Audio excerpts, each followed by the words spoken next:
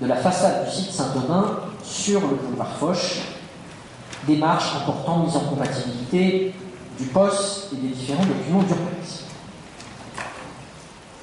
Si nous votons ce rapport, nous ouvrirons une concertation.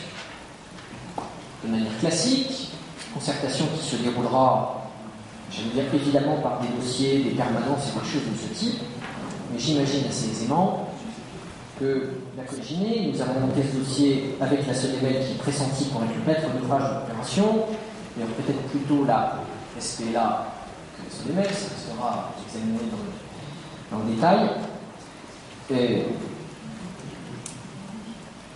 je vous indique, mes chers collègues, que je laisse maintenant la parole à ceux qui le souhaitent. La parole est à Jean. Surtout ceux qui habitent depuis longtemps dans cette ville savent qu'il y a ce truc un peu bizarre. Quand on est sur le boulevard Foch, il y a des commerces. Il y a maintenant un magnifique tramway qui va passer dans quelques mois. Il y a l'entrée d'une rue piétonne qui est la rue Saint-Aubin. Et puis, il y a cette espèce d'incongruité en plein centre-ville, d'un mur, avec derrière quelques arbres qu'on croit apercevoir, sur plusieurs dizaines de mètres, qui est un mur borgne avec rien, avec pas d'activité. Au moment où la ville réalise un investissement très important, parce qu'il va permettre, en termes de développement durable, en termes de transport en commun, très cher aussi, à 30 millions d'euros du kilomètre, c'est pas illogique qu'on fasse en sorte sur chaque mètre qui longe ce tramway d'essayer au maximum d'amener des activités, d'amener du commerce, d'amener des raisons, d'amener des raisons d'attractivité. Le Conseil général est propriétaire du terrain qui est derrière ce mur.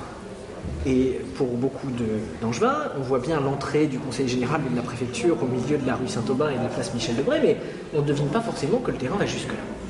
Et donc, par rapport à un impératif urbanistique, quasi esthétique, d'accompagnement du projet du tramway, il y a pour nous aussi l'opportunité de pouvoir regrouper des collaborateurs qui sont aujourd'hui disséminés sur plein de sites.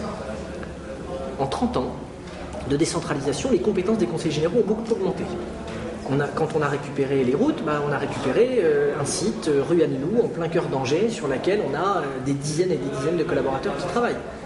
Quand on a récupéré certaines compétences en termes de conservation des antiquités et objets d'art, on s'est retrouvé avec des hôtels particuliers, boulevard Foch, abritant des collaborateurs, etc. Et aujourd'hui, la variété des sites dont on dispose dans l'hypercentre d'Angers fait qu'on pourrait tout à fait imaginer une opération qui consisterait à vendre ce patrimoine et utiliser cet argent pour construire un bâtiment relativement conséquent qui permettrait d'accueillir 250 ou 300 collaborateurs du Conseil général avec en rez-de-chaussée des commerces de manière à accompagner l'arrivée et le développement.